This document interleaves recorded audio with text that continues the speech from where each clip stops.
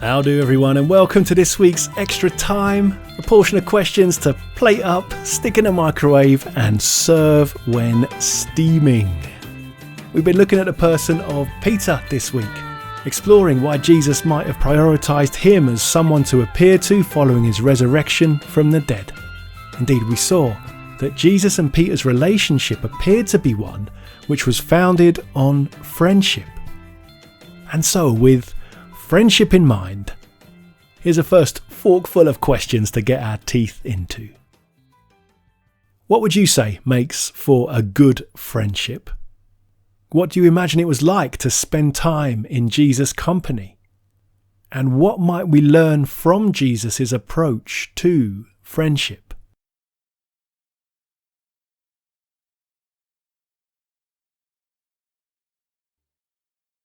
Alright, we explored some of the ways in which Peter seemed prepared to speak his mind. He seemed to be an external processor, if you like, asking questions when others seemed unwilling to do so, being pretty honest with Jesus when he felt challenged by something Jesus said or did. And although there were times when Jesus reprimanded Peter for some of the things he said, this honesty and ability to speak his mind seemed overall to be seen by Jesus as an endearing quality of Peter's. And so, with Peter's approach to Jesus in mind, in what ways might being an internal or external processor help or hinder our faith?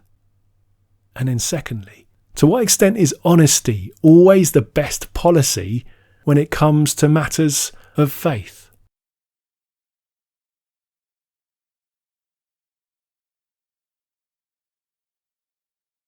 Now, not only was Peter someone who was prepared to speak his mind, he was also willing to jump in feet first when the occasion called for it, whether stepping out of the boat to walk on water like Jesus, whether running to the empty tomb, or even jumping into the water to get to the risen Jesus when he greeted him and the other disciples on the seashore.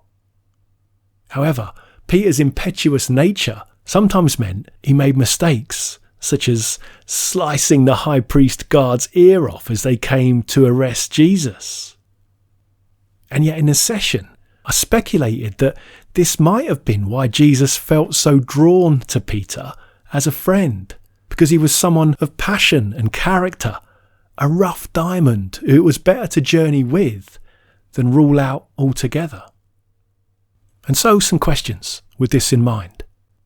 To what extent do you agree that Jesus seems to value character over competency and passion over perfectionism? And then with Peter in mind in particular, how might we determine what kinds of behaviours should exclude people from having roles of leadership in the church or community?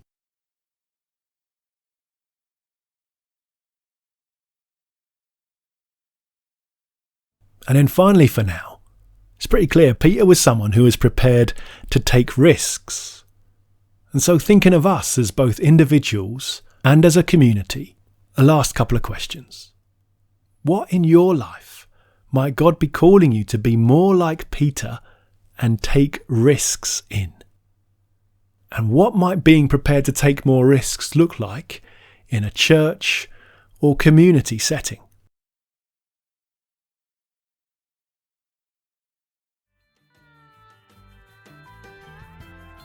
Alright, I think we've just about licked that plate clean for today. Thanks very much for your engagement and attention with all that's been on offer here. We'll be back next week with another serving, so until then, take care and let's get together again soon. Alright, bye for now.